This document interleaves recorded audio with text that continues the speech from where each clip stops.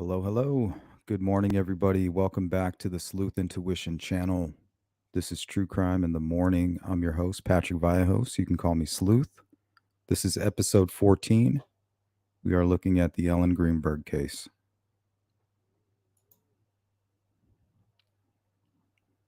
Good to see you, Wanda. Welcome.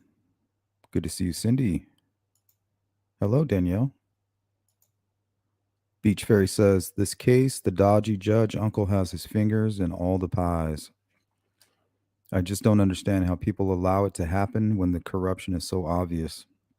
Well, it's like they control every part of the machine.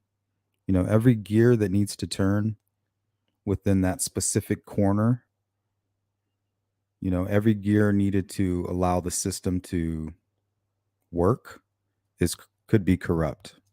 And that's what they try to say in regards to the Delphi case, that every gear turning is a corrupt gear. Every lever. Good to see you, Beach Fairy. She Warrior, what's up? Good to see you, Teresa. All right. So a little bit about this case. Ellen Rae Greenberg was a 27-year-old American woman who died on January 26th, 2011, after sustaining 20 stab wounds. Her death was ruled a suicide, but has been described by news media as suspicious. And I will agree on that 100%. Thank you, Cindy.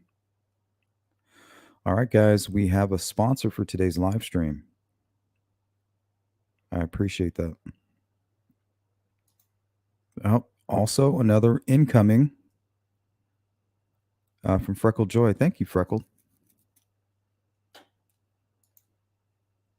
Thank you, guys.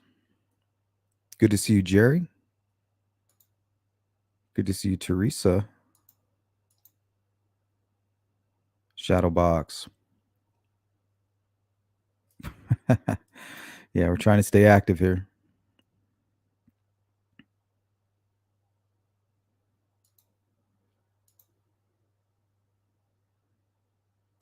Yeah, hopefully you guys are enjoying your Friday.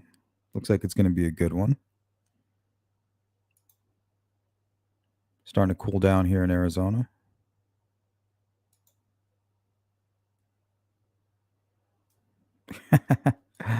Looks like it's good to go. Appreciate that. Tattoo, what's up?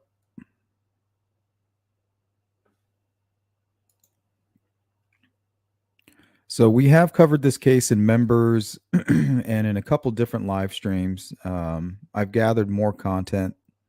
It keeps building the file on Ellen. Today we're going to do more. We're going to cover a little bit more on Samuel Goldberg. We're going to go a little bit conspiracy theorist on it today. Because, I mean, the more and more we cover this case, it just looks like a murder.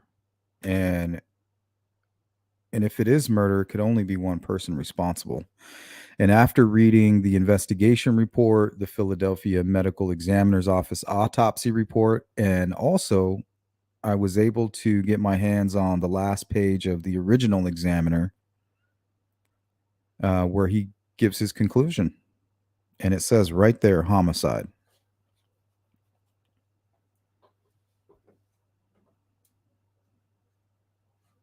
And we'll definitely cover the timeline of the case, all the facts surrounding it. We'll go over the crime scene stuff. And then I think we'll finish on Mr. Samuel Goldberg.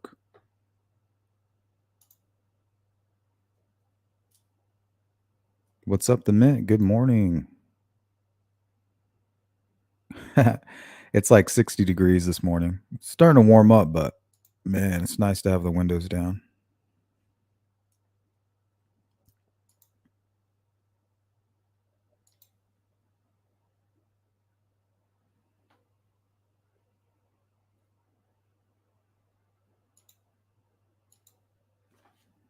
Shadowbox. I believe Ellen was murdered. I can't see it any other way.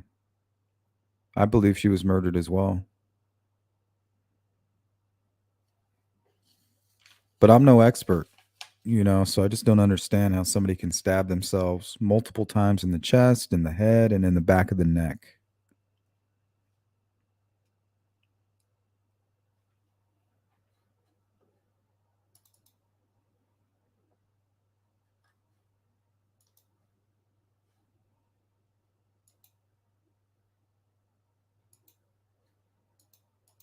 And we'll get going here in just a few minutes, guys.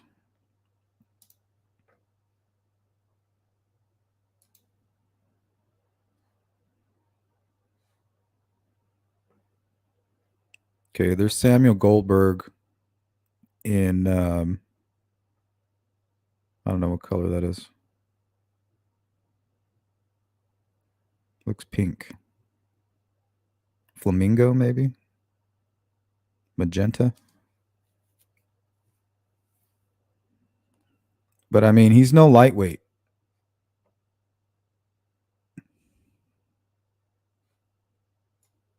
And I believe he's a producer here for NBC, or was. I don't know if he is anymore. Good to see you, Wanda. Kevin, 20 stab wounds. Yes.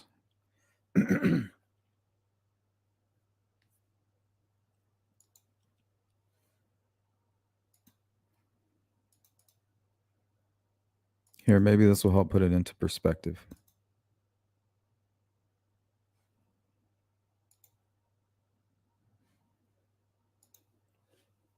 And they're trying to say she committed suicide.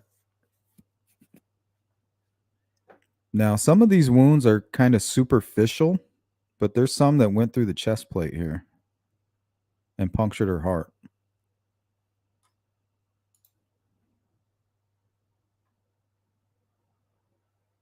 What's up, GP?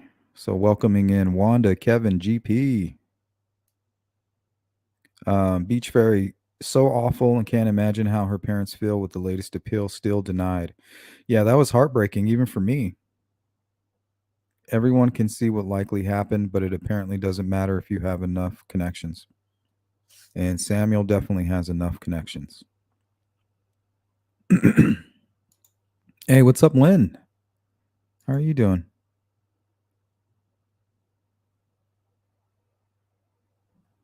Yeah, Cindy, we covered this in members, I think, about 6 months back.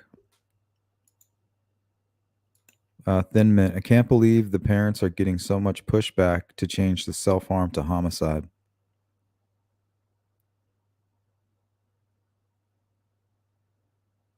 Yeah, they need some serious help, guys. I mean, look at this image. Even the angle of the blade, how do you even do that? Why would you do that? Like, you would have to be completely out of your mind. You would have to think like some kind of alien was eating your brain or something. Like, what are you doing stabbing yourself that way?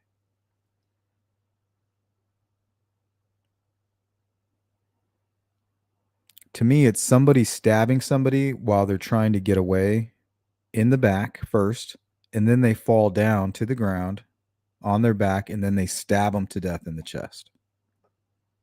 Right? And when we look at the crime scene photos, you'll see that the counter in the kitchen where she was found was kind of messed up, like she was turned around reaching. Maybe even was the one who grabbed the knife originally and it was taken away from her, possibly. Hey, Jessica, good to see you. I couldn't even stab myself twice. Well, there's a lot of cases where people do that for attention. Well, they'll stab themselves, and they'll make up a false report like, hey, somebody broke in and tried to rob me. And look, they stabbed me. But usually it's like superficial, maybe in the chest or the arm.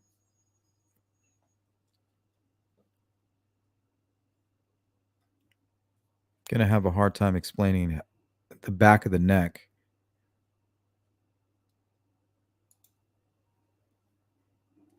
Yep, and in the medical report, there's a lot of bruising. Yeah, we're gonna go over all of that. What's up, Boston? Boston Christian, welcome. Yeah, how is this a suicide? No way, no way. Let me fix something real quick.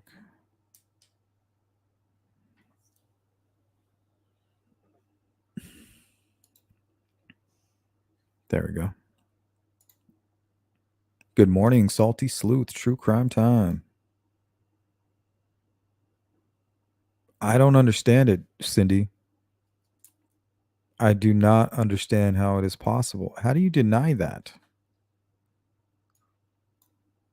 Okay, now I can understand a few of these superficial wounds here. But I mean, you have the majority in the back. And we're talking going into the neck.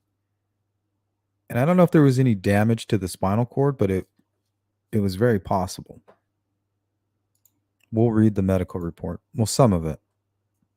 Whatever we have time for. Yeah, Cindy, this one bugs me. This is one of those ones that'll eat at you because it's like a failure of the justice system. If it can happen to Ellen, it could happen to you. It could happen to me. You know. So I want everybody to know that I would never ever stab myself in this manner. Ever. I would never take my own life, let alone in this fashion. And I don't think Ellen did either. And I can understand her parents kind of being in denial, seeing that S word on the report and not wanting her name to be tarnished. I don't know if they're religious or if that might mean something for them for her afterlife and they need that corrected. I'm not quite sure. I can understand that as well, but I mean, we're looking at the evidence here. They're not in denial. And if they are in denial, they have every reason to be.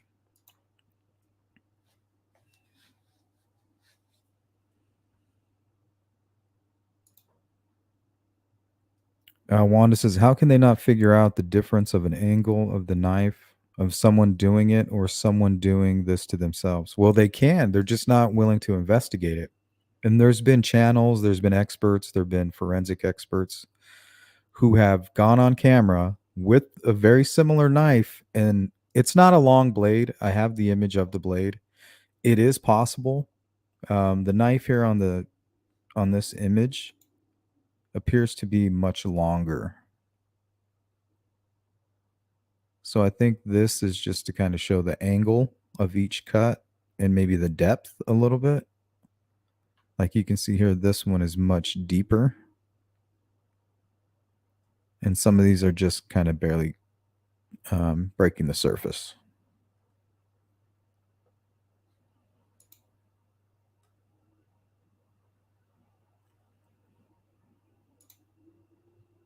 Tattoo says Philly corruption, in my opinion. It's got to be. Yeah, 100%.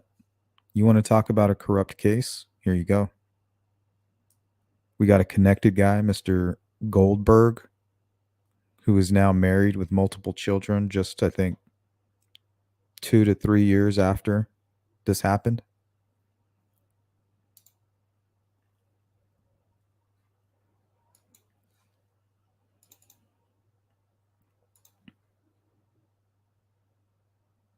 Okay, so we have a ton of crime scene stuff here we'll get to. We got the apartment layout. We got the original examiner, Mr. Marlon Osborne.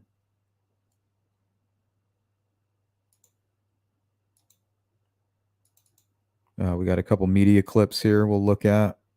And then we'll finish with this great article. And it's really mainly going to be focused around Samuel.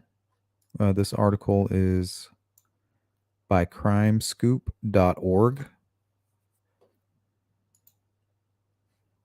That's what it looks like here. So if you want to check it out yourself, I just kind of copied it. It's very long-winded. That's why I saved it for the end. But man, it has everything as far as everything relating to Samuel, especially towards the end here. Yeah, so we definitely got to touch on that.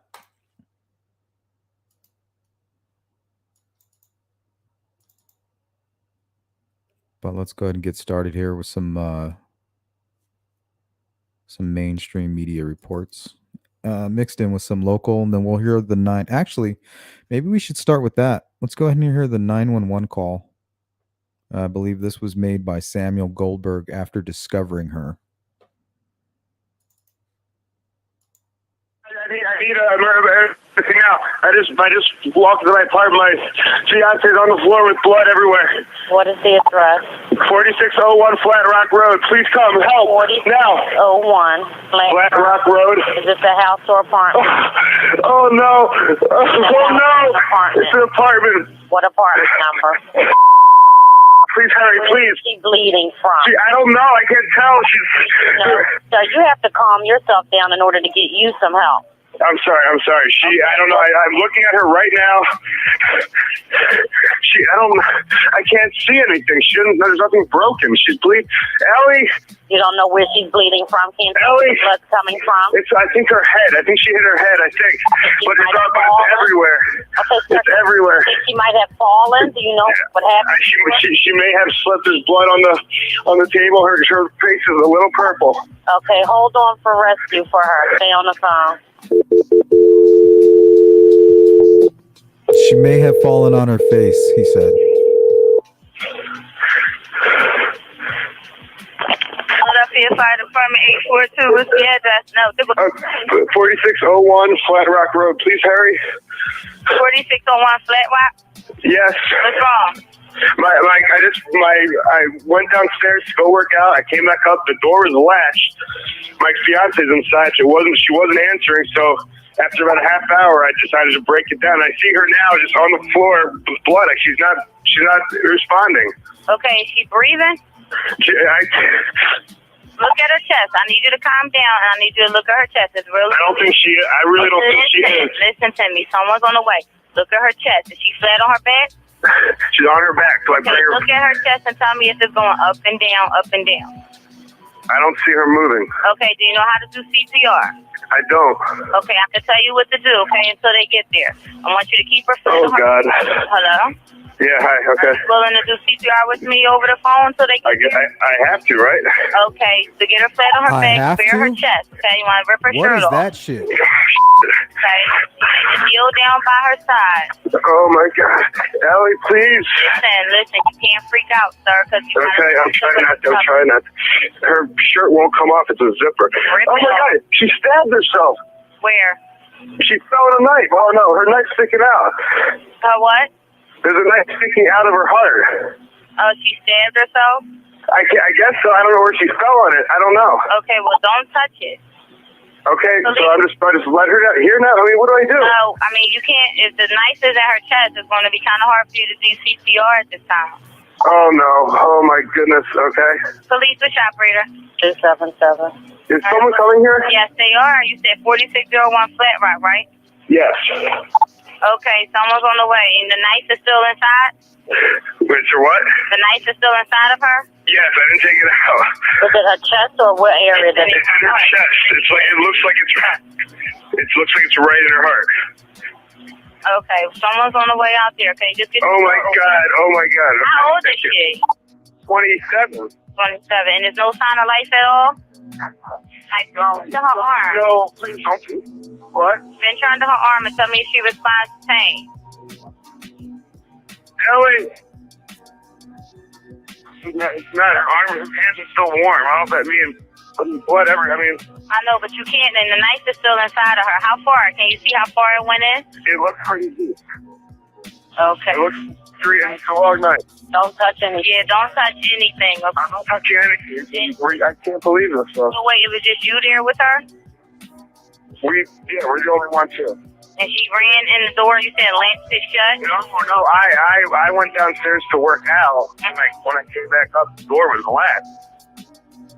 It wasn't like it was locked inside. And I'm yelling. Was your house broken into? No. So there's no sign of a break-in? No sign of a break-in at all. There will be when you get the latch, but. Okay, 4601 Flat Rock, and this is a house, right? Okay. Now tell me that is not suspect right there. She says, do you know how to perform CPR? He said, no. She says, well, I'll walk you through it. He says, do I have to? He already knew there was a knife in there. if you ask me. Do I have to? He said. I need a murder. Let me see if I can find that.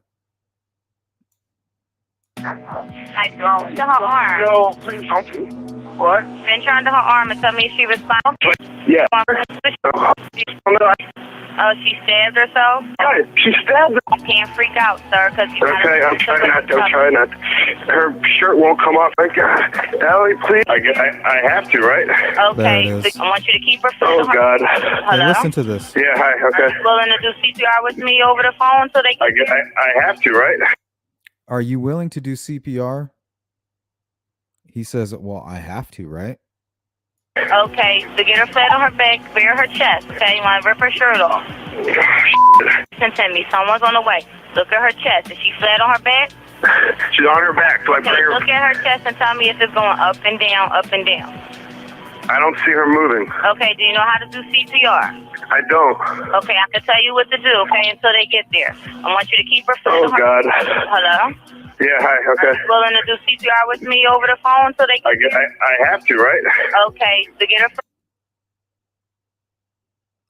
I guess I have to, right? Now, this to me sounds like somebody who doesn't is already regretful what they've done, but couldn't imagine going back over there to that body.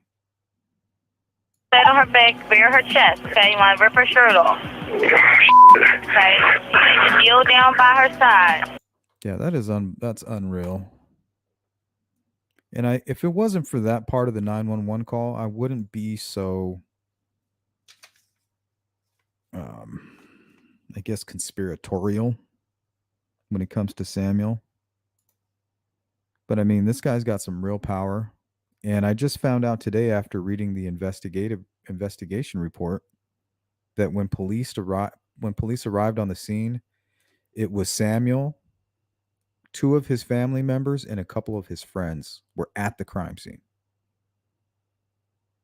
Now, if that doesn't give you Murdoch vibes, I don't know what else does. You know, getting in there early, get the ball rolling in your favor.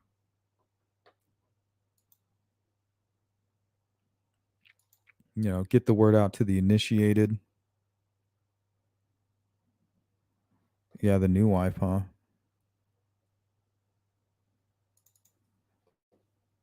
County are taking over the investigation into the controversial death of Ellen Greenberg.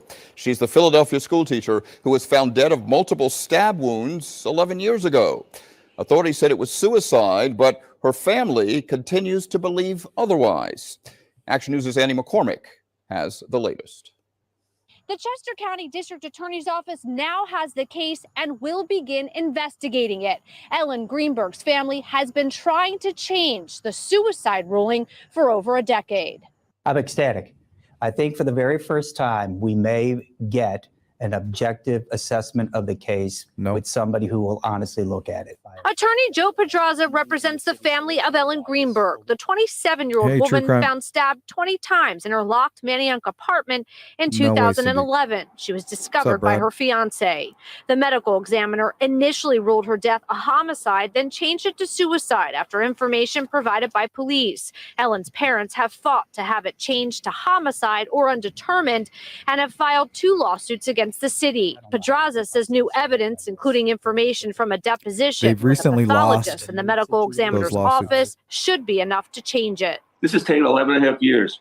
We want justice for our daughter, and maybe this will bring justice for others too. When the Greenbergs wanted the Philadelphia District Attorney's Office to re-review the case in 2019, District Attorney Larry Krasner sent it to the Attorney General's office because he previously represented the Greenbergs. The Attorney General's office agreed with the suicide determination, but in July, the AG's office kicked the case back to Philadelphia, saying the AG's office doesn't have an actual conflict, but there have been allegations of an appearance of one.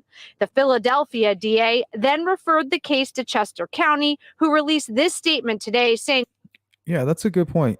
Thin Mint says, if I found my husband with a knife in his heart, I would not automatically think, oh, he did it to himself. What the fuck? Yeah, you'd be like, oh my God, I went to the gym and somebody murdered my loved one. You know, somebody murdered my husband or somebody murdered my wife. You're not going to be like, oh, I think she fell. Quote, our office has accepted this referral from the Philadelphia District Attorney's Office. We have assigned an investigator and prosecutor to review it. Lynn says, sad, wish they could do something. They need some serious help. Like they need I don't know, somebody with a lot of public eyes on them, you know. They need presidential help. They need somebody to step in and be like, look, you guys are going to look at this, all right? There's no ifs, ands, or buts about it. You can read the full statement from the Attorney General's office that was released in July on our website. Additionally, the city did release a statement saying that they do realize and appreciate the immense pain the incident has inflicted, but say at the same time, whether or not the Chester County DA is investigating has no bearing on their litigation. It's awful.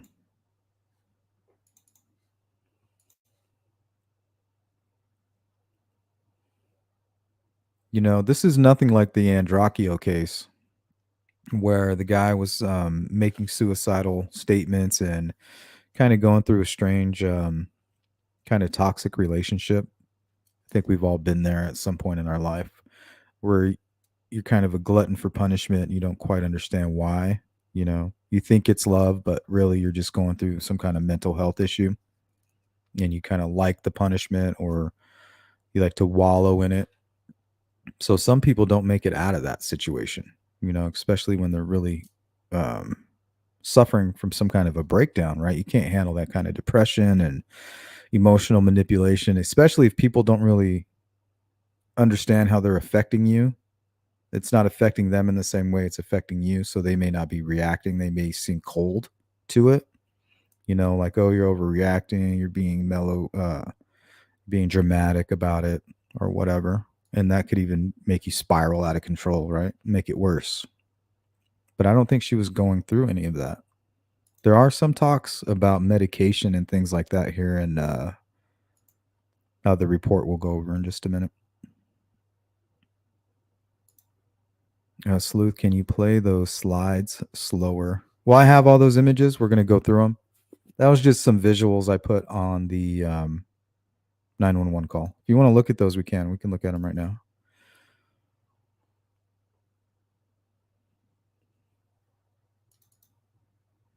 So here is the crime scene. And these are animations here. This is what was shown to the jury.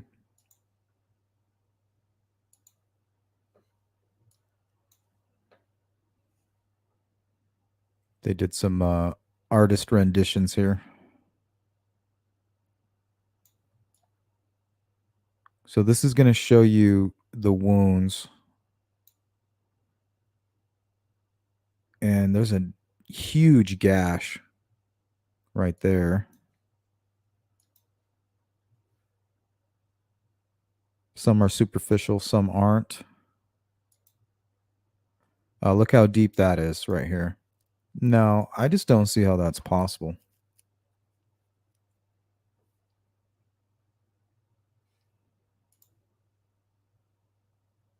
CJK, I think he did. I'm pretty sure he did. This is what the kitchen floor looked like. It's almost like he busted in, pushed her up in this corner. She reached over and tried to get one of those. He probably hit her a couple times, right? With a closed fist. And that's why during the call, he's like, it looks like she fell on her face. He said that so that it can account for her bruising. But I have a feeling he punched her. They struggled in the kitchen. She turned around in this corner. Maybe this will help. There's the knife.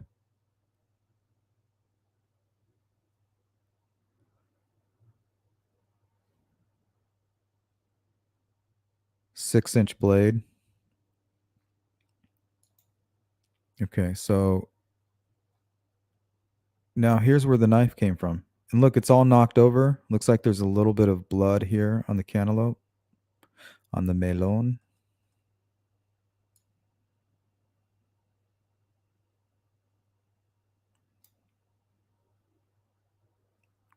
So he comes in. She won't open the door. She found something out. She's mad about something. No, you're not coming in.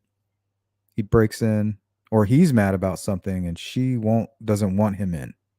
Maybe he found something out. He breaks in, hits her multiple times. She turns, grabs a blade. He takes it from her.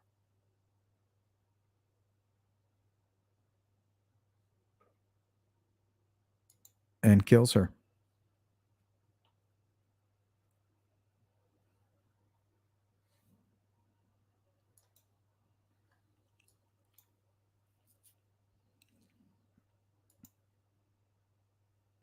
Yeah, it seemed rehearsed to me, Teresa.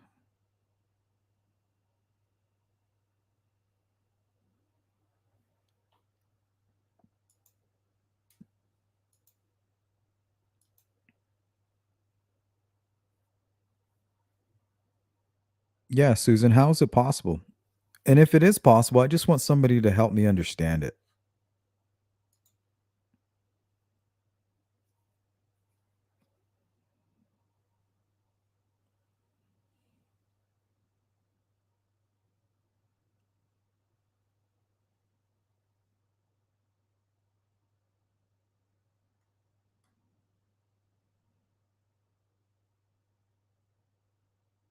Yeah, this looks like she was struggling here.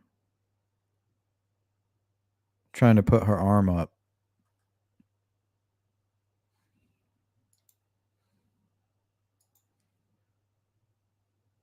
All right, so we'll come back to that after we read the medical report. We have the investigation report. This one's not long. It's 4 pages. The medical examiner's report. That's 6 pages. And then just the final page of the original examiner report. But let's finish up with a couple of these videos here to kind of give everybody a little overview and background on the case. In the death of a Philadelphia school teacher more than a decade ago, tomorrow Ellen Greenberg's family and their attorney will make their case to a city judge to argue her death was a homicide and not a suicide. Matt Petrillo is in Center City right now. Matt, you have some of the evidence that will be presented tomorrow. Yuki, that's right. You know, if you or I got cut by something we believe. Yeah, Shadow. Yeah, for sure. Must be hard to look at something horrific you've done. Yeah, he just did something that he probably was blackout angry, right? If he did do it. We can't say for certain that he had something to do with it. But in my opinion, I feel like he had to have. There's just no other way around it. But if he had done that and he kind of snapped out of it, there's no way he wants to go back, right? That's why during the 911 call, it's so suspicious to hear him say, do I have to? Like, he was hesitant. Now, if you really cared about somebody and you thought and you were unaware of how they died or what their status was, you would get down there and you would start doing CPR, even on a perfect stranger. It's as if he knew that she was gone. It's just a part of being alive, but a medical examiner who reviewed part of Ellen Greenberg's body found something unusual. There was no bleeding or hemorrhaging after some of her stab wounds. Ellen Greenberg was a beloved teacher who worked at Juniata Park Academy. Ellen was a very, very good, caring person. But her parents say she had her life cut short at just 27 years old after she was found dead in her Manayunk apartment with more than 20 stab wounds to her body. It happened in 2011. Now, a decade later, Greenberg's parents are still pushing the Philadelphia Medical Examiner's Office to change her manner of death from a suicide to homicide. We want justice for our daughter. So that wound. In 2020, you might remember the Greenberg family attorney showed Eyewitness News images he says forensically proved Ellen could not have stabbed herself 20 times. Have you ever been deposed before? Beach Fairy, that is a great comment. Says starts the call with his alibi, right? Just like the Androcchio case. Let me go ahead and lay out my story and set the narrative, right? And usually with these sophisticated criminals, that's very effective, right? Especially, let's say, with an exhausted investigator who's already running on maybe 2 hours of sleep, it might help, help get them leaning in that direction. Oh, open and shut case.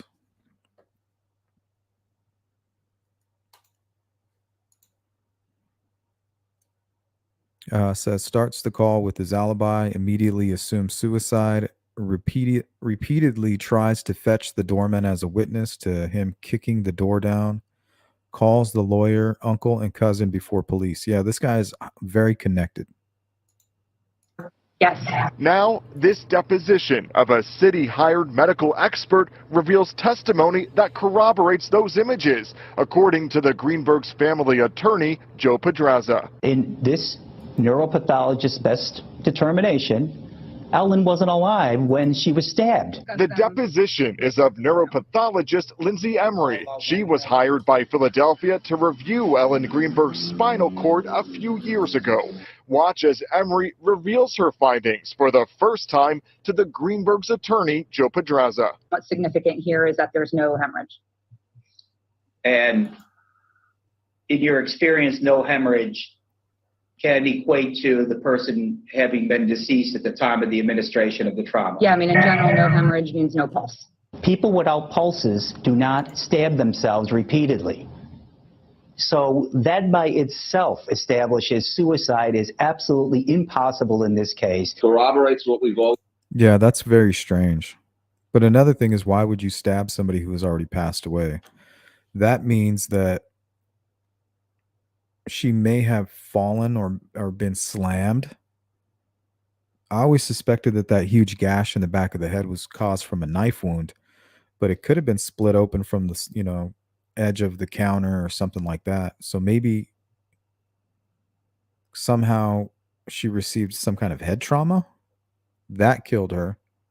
And then while she was already deceased, the person who was in a fit of rage continued with the knife. We thought this was not a suicide. This was a vicious homicide. And at tomorrow's afternoon hearing here in Center City, a Philadelphia judge could determine if Ellen Greenberg's manner of death should be changed to a homicide.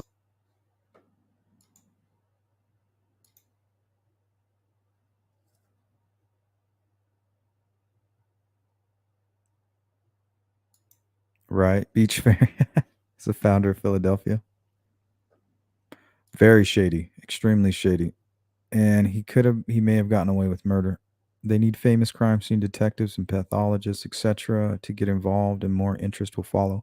Well, the sad part about this case, Jessica, is right after they determined it basically, well, I don't know what it was, but they had the crime scene cleaned up that night.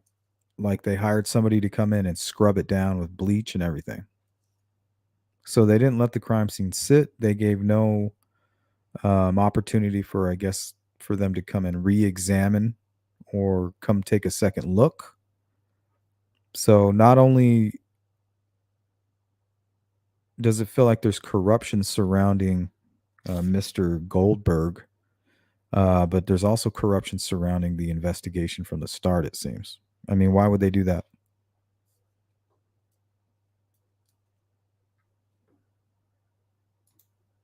So there was no going back looking for blood. Was there blood underneath here? Is there splatter over there on the wall? Nope. She killed herself. Clean it up. So there was no opportunity to find the truth.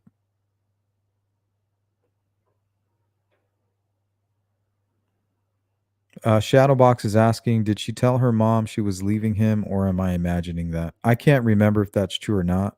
Maybe we'll find some information on that here in a minute. Jessica, Thin Mint says, Jessica, or maybe celebrities, period. I mean, it helped with the West Memphis 3. And I'm not even sure they're innocent.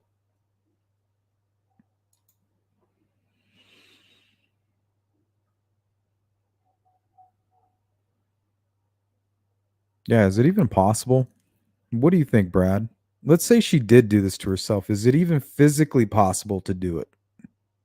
Let alone the probability of it.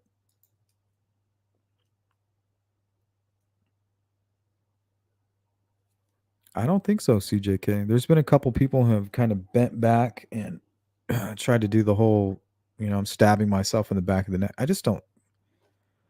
Guys, come on. You don't have to be an expert to say, hey, this is really suspicious here. The circumstances surrounding this case should have been open and shut, honestly.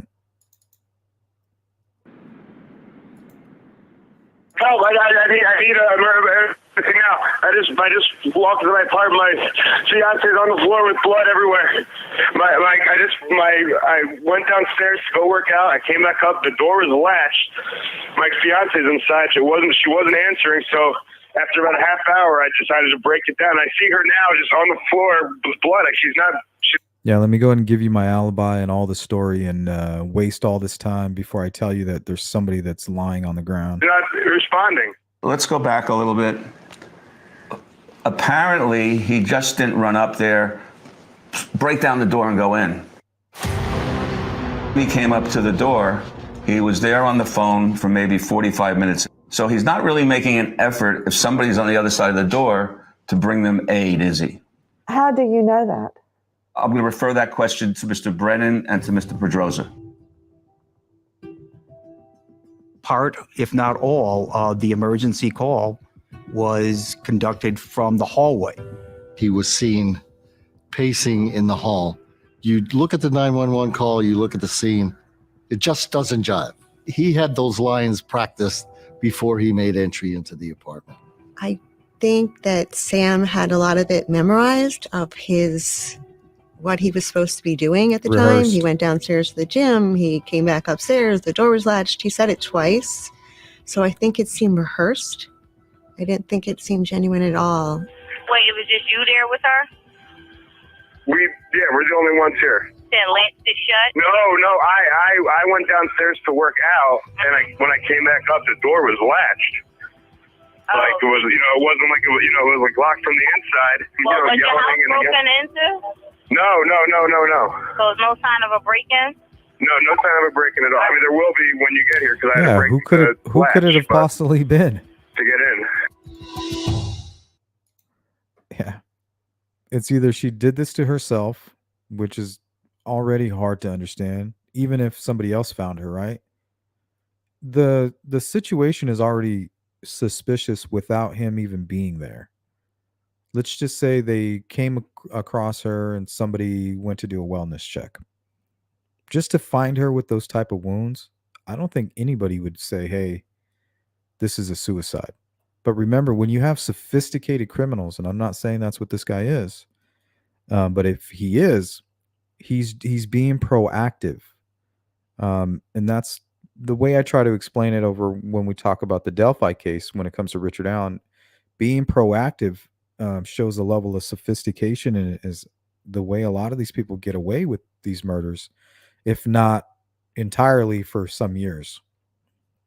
So I'm not saying if he had anything to do with it, doesn't mean that he's going to get away with it. But right now he has, because he's being proactive. He's controlling the narrative. He's determining how history will be written. He's writing it as he goes along with a very high level of sophistication, if he's a guilty person.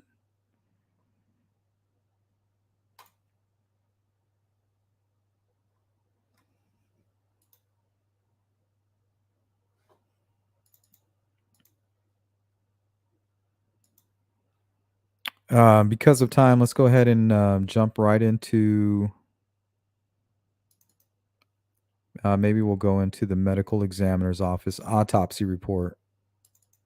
Let's see if we can find some answers there for Thin Mint.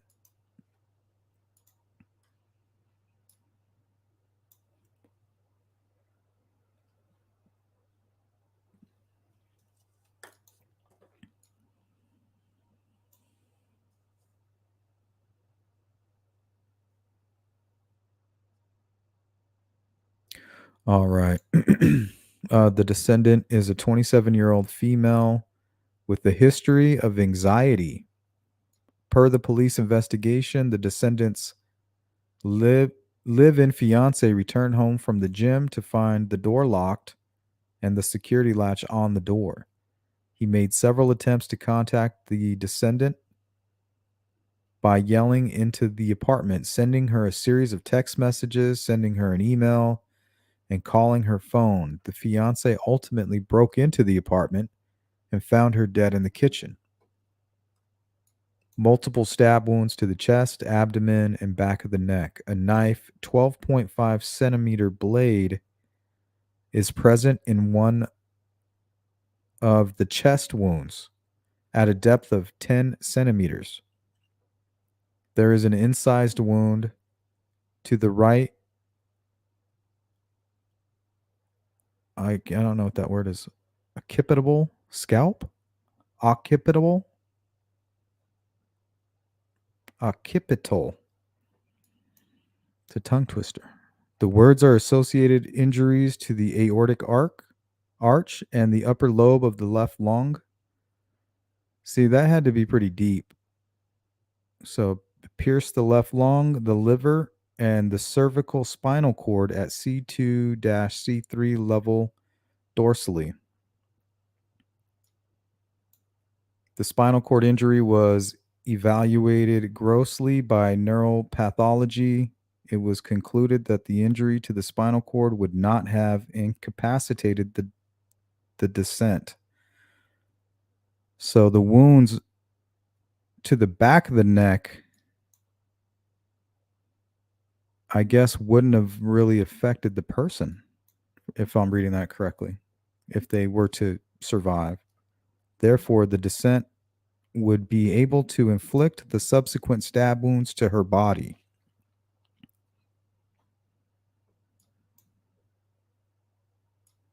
So basically saying she attacked the spinal cord, but it didn't paralyze her, I guess. So therefore, she would be able to continue on inflicting wounds if it was her. I think that's what I'm reading. There are bilateral hemothoracis and hemopericardium, a small collection of subarachnoid blood over the vermis and the base of the right cerebellar hemisphere. So I think that's the lower head. There are no gross defects to the parenchyma of the cerebellum and the brainstem. Yeah, the lower back of the head there. Multiple contusions are on the upper and lower extremities in various stages of resolution. DNA analysis of bloodstains on the knife and the descendant's clothing only match her DNA. Analysis of the descendant's laptop provided no additional information.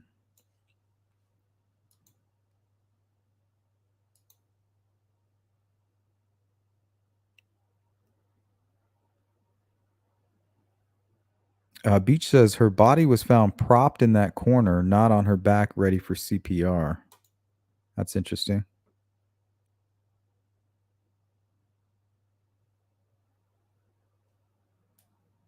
Yeah, do you know this case? Yes, no, somewhat.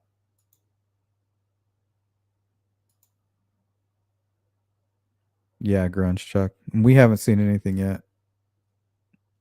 They're going to go one step above Mega.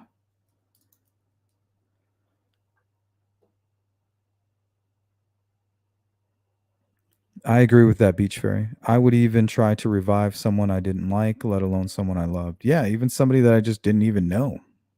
You know, I'm going to give him CPR. I'm not going to go, do I have to? Like a little bitch.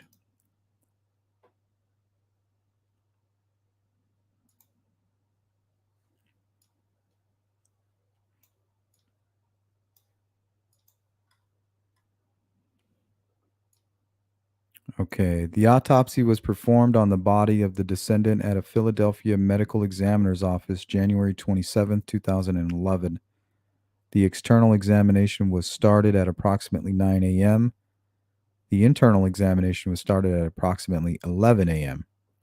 Clothing. The clothing that accompanies the descendant consists of gray, purple hooded sweatshirt, gray sweatpants, and brown boots. External examination. The body is that of a 5'7" 136-pound white female who appears compatible with reported age of 27 years. The atraumatic scalp is covered by brown hair. The facial bones have no palpable fractures. The irides are brown. The celerae are white. The conjunctivae have no patentii. Man, I don't know a lot of these words. The external auditory mitosis have no discharge. The nares are patent. The nasal bones and nasal septum are intact. So she wasn't punched in the nose. The lips are atraumatic. The oral cavity has no injuries. The tongue has no injuries. The teeth are natural and in good repair. The neck is symmetric. The chest is symmetric. The abdomen is flat. The body habitus is mesomorphic. The back is symmetric. The upper and lower extremities have no deformities or fractures. The external genitalia are those of an adult female. The anus and perineum have no trauma or abnormalities. Okay, so she wasn't assaulted. No other DNA on her. And it doesn't seem like her face was punched. You know, you think if you had damage to the nose area or something.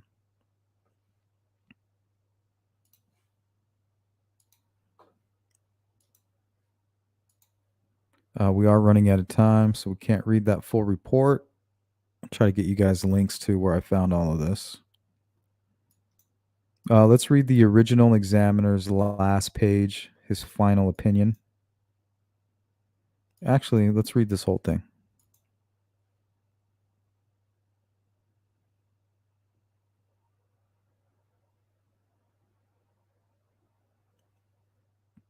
Okay, the multiple stab wounds to the back of the upper neck and lower head found at autopsy were unlikely suicidal stab wounds, especially the different directions that K, L, Q, R, and S with vertical directions, left to right, straight vertical of M, N, and T, and right of left horizontal O and vertical.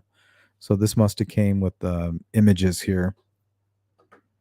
The location of the stab wounds high up, the back of the neck, and lower back of the head are also unlikely for self-inflicted wounds.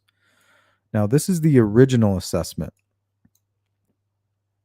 Now, this guy who made this assessment later would go and have a meeting at the police department with the group of officers and some other folks and change his mind.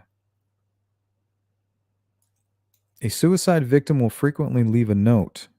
There was none. There was also no indication that the descendant was suicidal from the standpoint of her own family, friends, professional associates, and the psychiatrist who had evaluated her. There had not been any indication that she had the intention to commit suicide or was depressed during the day that she was found dead. She seemed her usual self in the morning when she had a telephone conversation with her mother and later a midday during her texting with a friend at approximately noon. It would be important to find out from the fiance how she behaved barely half an hour before when he left their apartment, as he claimed. See, they're even suspicious of him at this point, as he claimed. A suicide victim will rarely stab herself through her clothing. Instead, she will open her shirt to expose the skin. Stabbing through clothing may indicate homicide. It is not known if fingerprints on the knife were taken and examined. Now, here's the opinion. Following the review of all submitted documents, the result of the autopsy, and the accounts from the investigation, based upon reasonable degree of medical certainty, it is my professional opinion that the manner of death of Ellen Greenberg is strongly suspicious of homicide. There's his signature. I think I have a picture of this guy.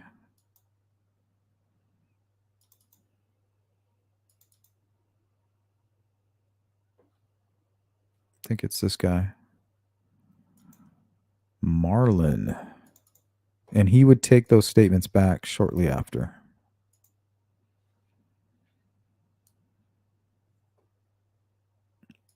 Thanks, speculation. No worries.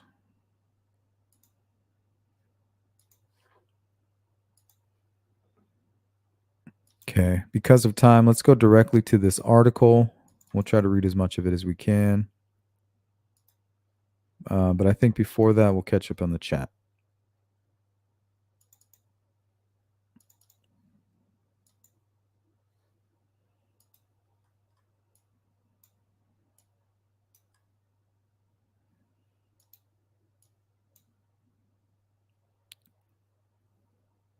So yeah, he would have busted right in the front door here.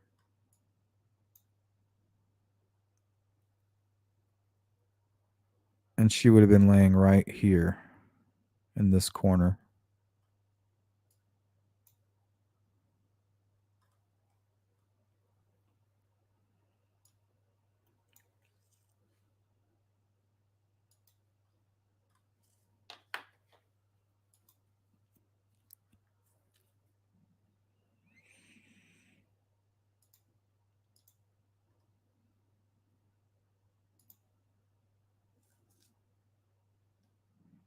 Yeah, and that was interesting to read that she was stabbing herself through the clothing. If you were going to hurt yourself, that makes sense. You would move the clothing to the side so that you could be more effective, right? And why would you choose a kitchen knife, knock it over? Why would you knock it over to get your hands on it? That doesn't make any sense. You would just walk up and pull it out of the thing.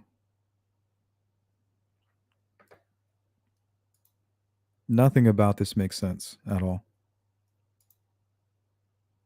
Thank you, Thin Mint. Yeah, he could have been really pissed. Blackout, mad, crime of passion.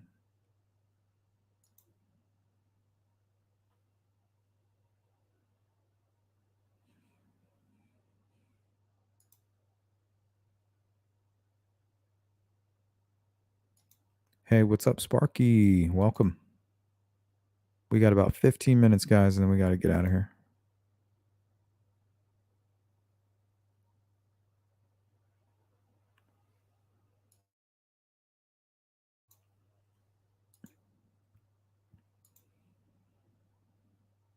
Melissa, welcome. In my opinion, there is zero chance it was a suicide. I don't know about zero chance, but man, I don't know about walking up to that crime scene and saying, oh, this is a suicide, even when the fiance is like, I don't know what happened. I left and came back and I, came upon this scene. Why would he think it's suicide? What makes him think that?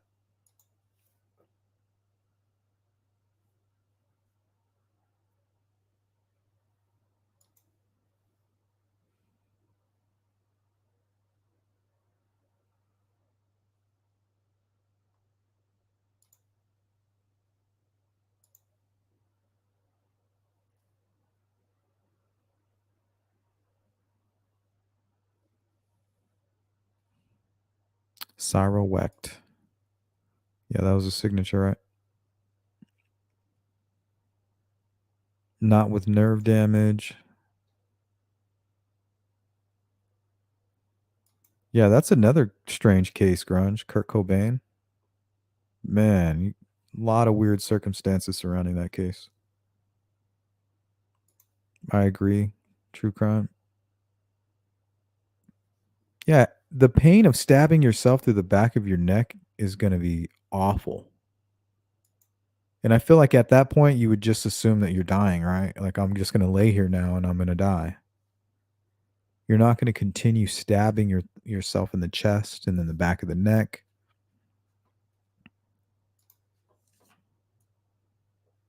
It just doesn't make any sense.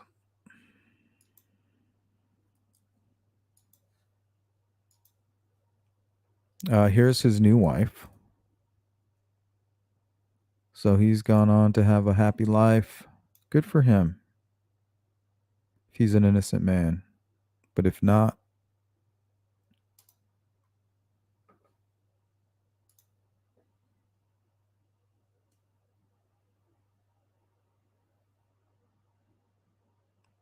Yeah, I don't know about those text messages. I haven't read the investigation report yet. We're going to read it together.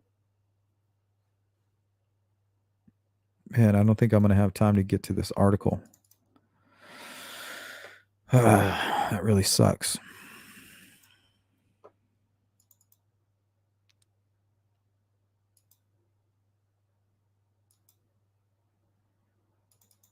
All right, let's at least get through some of this investigation report.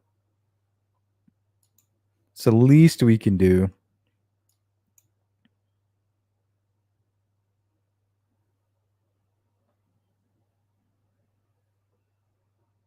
Okay, at the scene.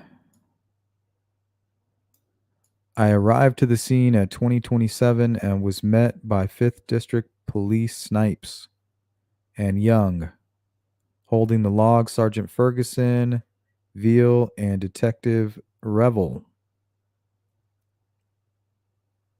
Homicide Sierra 9103 and Peters 851 arrived a short time later.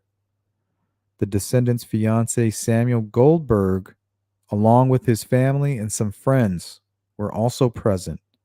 So by the time this officer arrived, he had family and some friends who were at the scene. I mean, this is just so suspicious, you guys. I just don't understand how something like this is possible without an actual investigation. Now, I can understand if they did their due diligence and we're like, okay, like this is a really strange case, but we've looked at everything, we flipped over every stone, we've looked at it from every angle, and unfortunately, this is just a strange case of her hurting herself. I could understand that if they did that, but they're not doing that. The descendant's fiance, Samuel Goldberg, reportedly left the descendant at the apartment around 16:45 to go to the gym. He returned around 17:15, 17:30, and was unable to get into the apartment.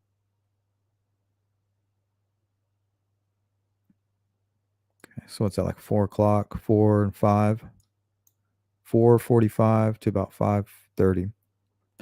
He opened the door, his keys, but the door was secure from the inside. He proceeded to try and contact the descendant via text messages, telephone calls, and emails for approximately an hour before he first forced entry into the apartment. An apartment security man was reportedly present during the entry. He immediately discovered her and called 911. Radio time is at 18:33. He was briefly instructed to start CPR until he noticed a knife in her chest. When he was instructed to stop, PFD Medic 5 responded and pronounced death at 18:40.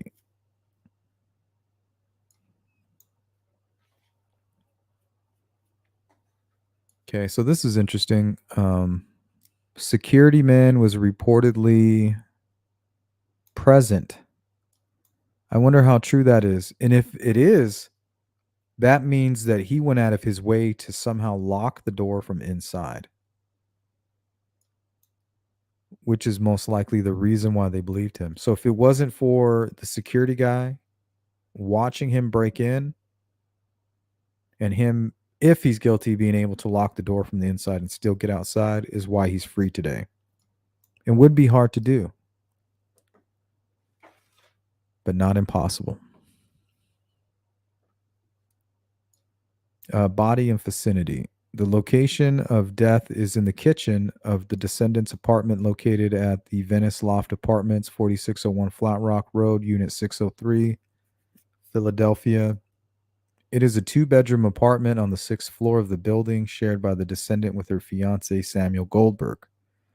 The apartment is well kept, clean, the inside lock to the front door and common latch, solid bar door guard is broken, with the screws on the door loose, obviously forced in when in a locked position. Throughout the entire apartment, there is no evidence of a struggle. Furniture and items appear to be in place. Nothing is obviously missing or disturbed. There are numerous valuable present, money, keys, 3 laptop computers, one in the kitchen on the island appears to be Goldberg's. One in the master bedroom suite on the floor appears to be the descendant's, and evidenced by wedding material, and one on an additional bedroom desk appears to be on the descendant's work computer, as evidenced by numerous teaching materials. The descendant is a teacher. There is no note found or any indicative of suicide or anything indicative of suicide on the computers or in the rest of the apartment.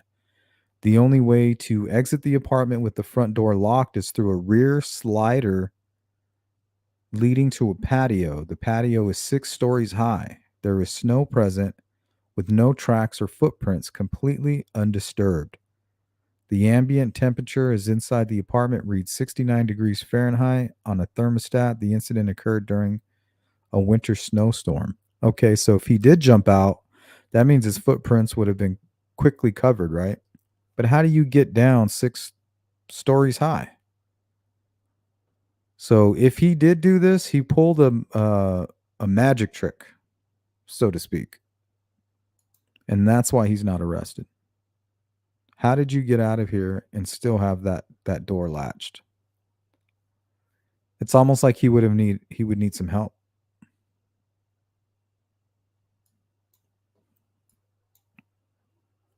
Or an old parlor trick. Prescription medication are recovered from a bedstand located in the master bedroom. Prescribed Dr. Ellen Berman. Alprazolam, clanazepam, and zolpidem. Damn. Paper booklet is in the descendant's pocketbook that's on a chair at the living room island, resembles a journal of her medications and her state of mind while taking, last dated January 16th. The descendant's cell phone is in the master bedroom. Review of her call and message log reveals last outgoing call was to a number on January 26th. Was at 2 for 30 seconds. Last missed call was to a programmed additional missed calls from a programmed Sam Goldberg on January 26, 2011, and programmed Venice Lofts. Last outgoing text to a programmed same date. Last incoming text and an email from programmed Sam Goldberg. So here's all his stuff. He's saying, hello, open the door. What are you doing? I'm getting pissed. Hello. You better have an excuse.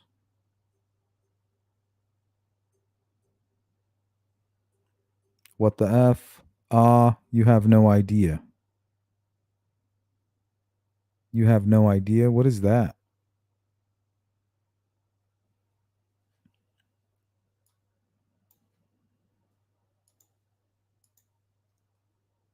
Yeah, rehearsed in my opinion.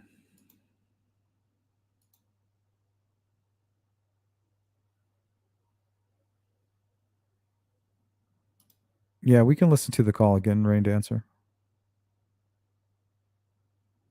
Actually, no, we can't because we don't have enough time. I'm going to try to read the rest of this. And that's it. Occipital.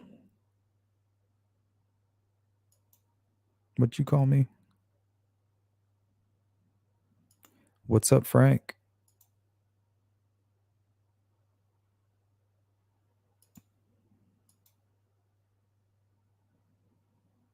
Yeah.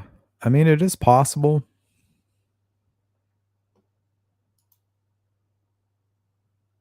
Because honestly, all he would have to do is get help, you know, and if he's got this little doorman as his little helper.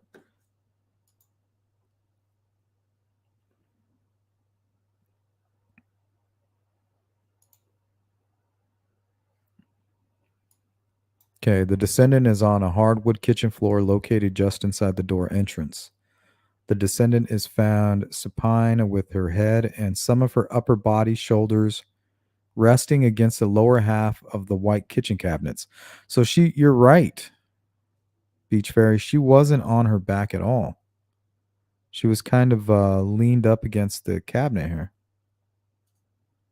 Half of the white kitchen cabinets next to the range.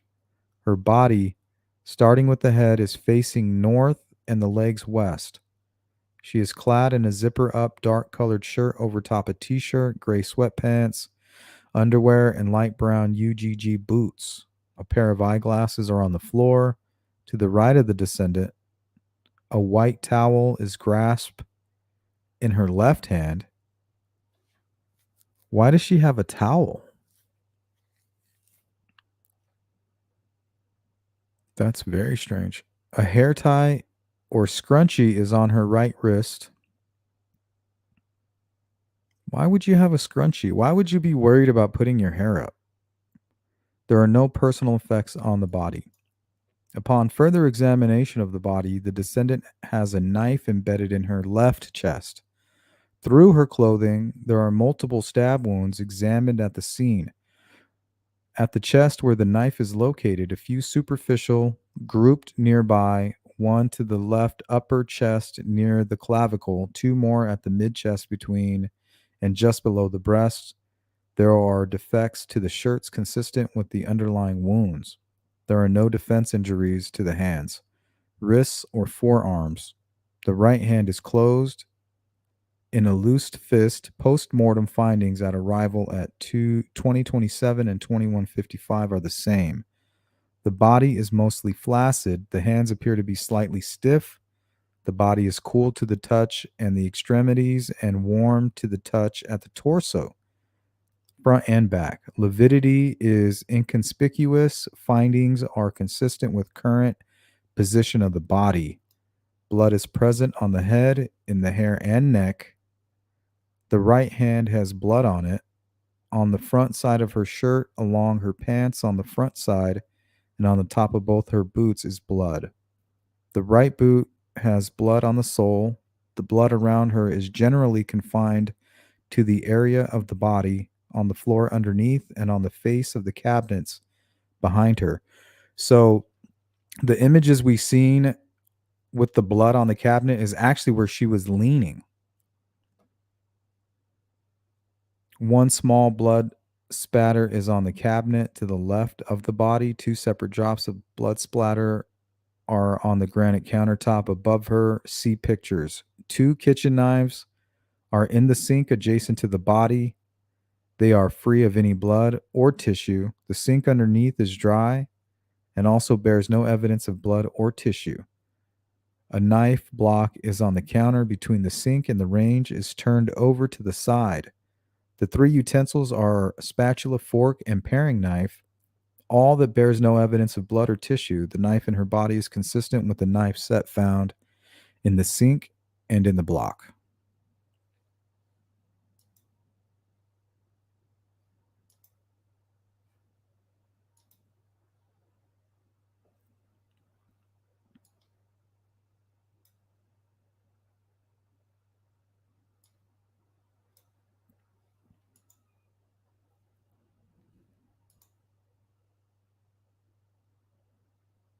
Oh, that sucks, Grunge.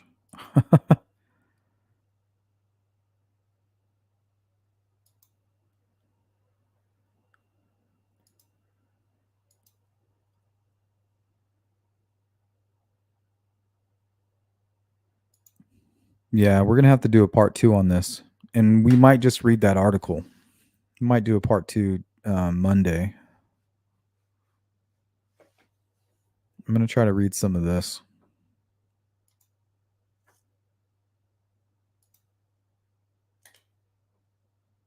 Thank you, Beach Fairy.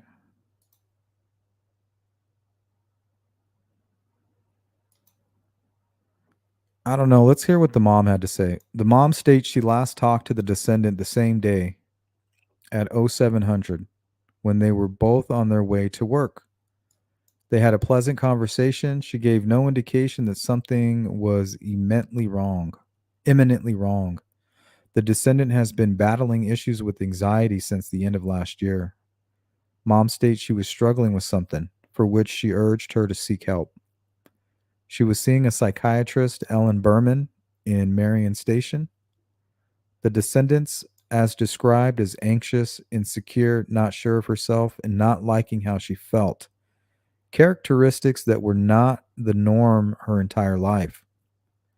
The descendant expressed to the parents that she was a bit overwhelmed with her classroom work. The descendant's occupation is a teacher for the school district of Philadelphia, currently teaching at Juanita Academy Elementary School, employed for 3 years. She is described as a bright woman who was very successful and recently received her master's degree in education and certified in reading specialty. The day the incident occurred is the same day that school grades were to be handed in.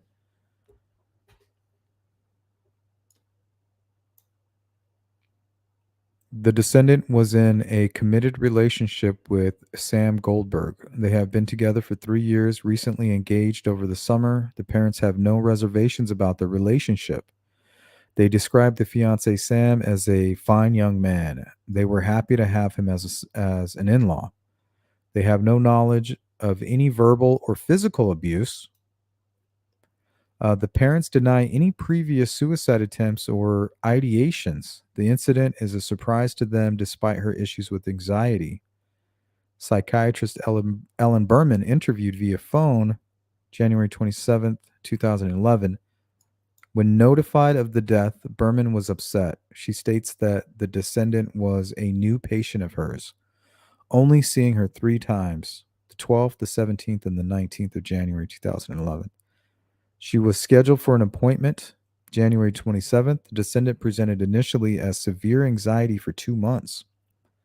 During her brief sessions, it was believed that she was having difficulty with work, overwhelmed, and felt pressure. She did mention that she was doing well, but the school district changed some regulations. She also had issues with difficult students.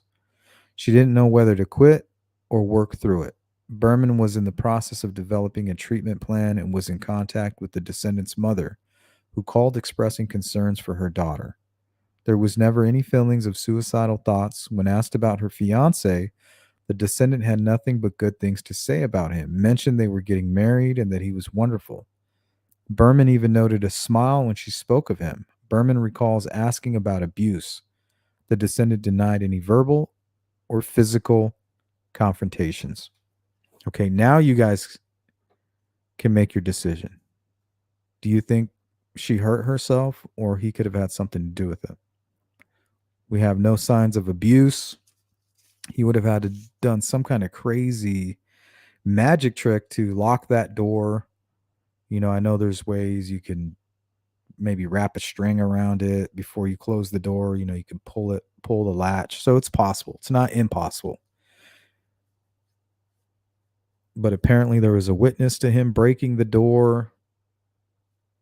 I mean, this is just a mystery. If it was murder, it had to be him. If it wasn't murder, how does something like this even happen?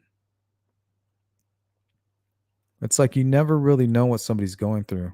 All that pressure.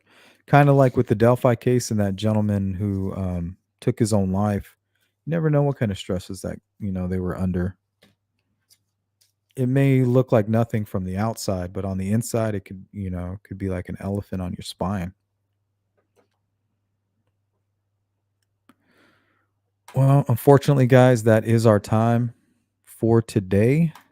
If I don't do anything with my old lady tonight, which you never know, sometimes it's spur of the moment. We'll make plans, but if not, I'm trying to do a true crime call-in live stream tonight, so we might get together again later tonight. But if you could hit the like on this button, if you're part of the replay crew, let me know what you think about Ellen's case.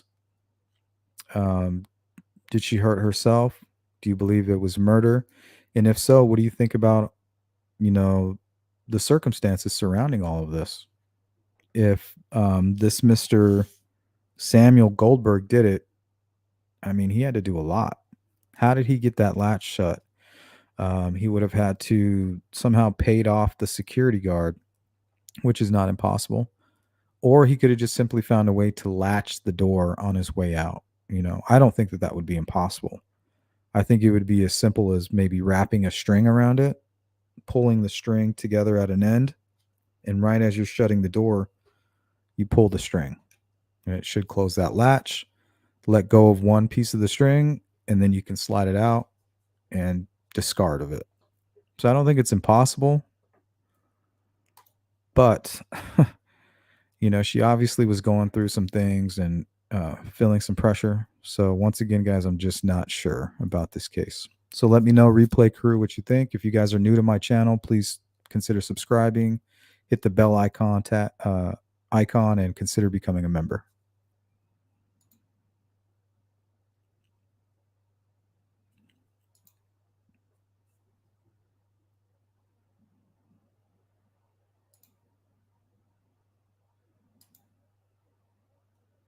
You too, Grunge. Have a great weekend. Thank you.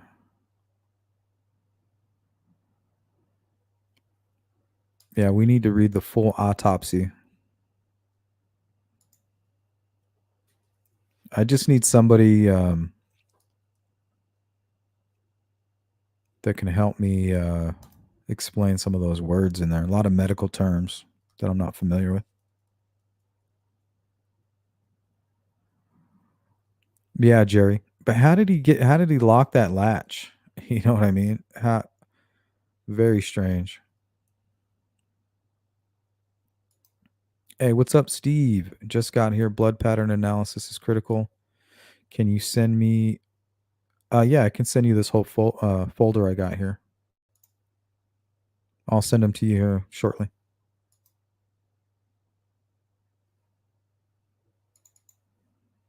Let me even put one of them here up on the screen.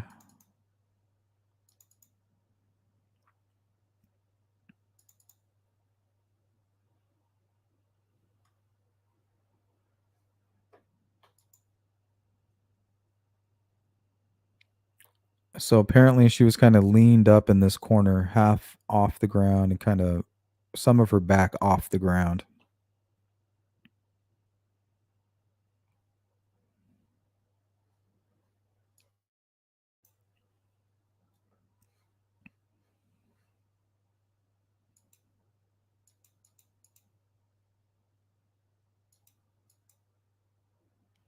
And then here on the countertop,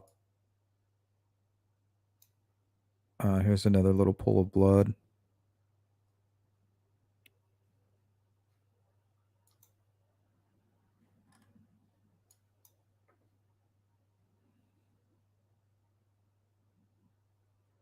And another thing is, well, yeah, it's hard to get past if he has a witness who's with him busting down the door.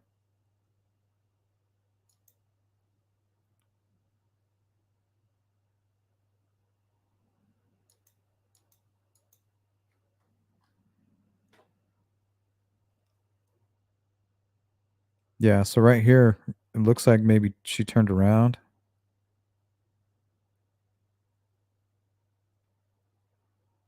Kind of see some movement.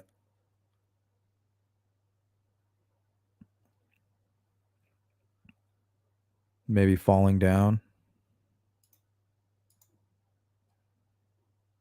Yeah, I'll send these to you, Steve, right now.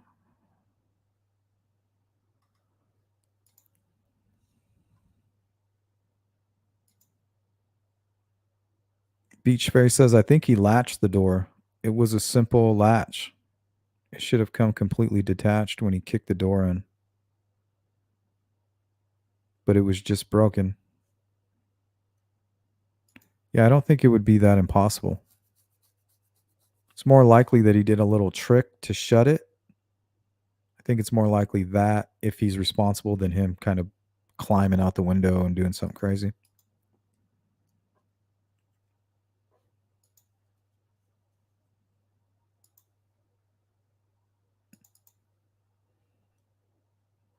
Because remember, this is what the apartment looks like.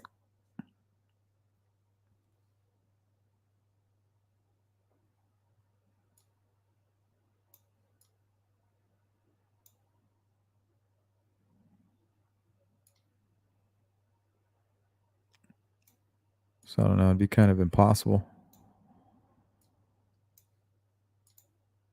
Thank you, GP.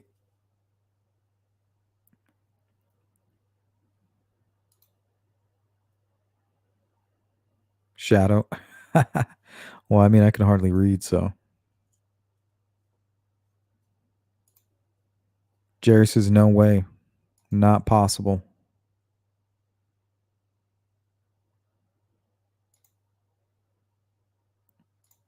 Yeah, so I think we'll do a follow-up on this maybe sometime next week, maybe even next Friday. Maybe we can get Steve to jump on board, see what he has to say.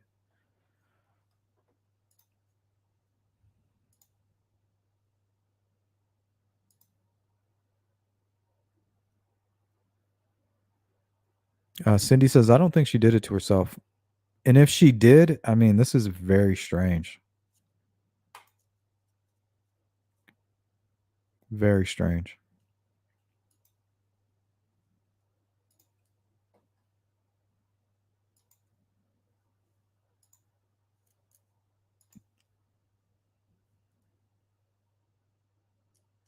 Right. All right, guys, that is all my time. Thank you so much for hanging out with me on this fine Friday morning. It's been awesome hanging out with you guys, talking about these cases. This one, I think we will do a follow-up. There's a couple of these true crime in the morning cases that I want to do a follow-up on, and maybe we'll do that next week. And Steve, I'll get you those images over in just about 10 minutes. But everybody, be safe. Have a great weekend. I might see you later tonight with a true crime call-in. I'm not sure yet, but I'm sure either way, I'll run into you at some point this weekend. So have a great rest of your day. Peace.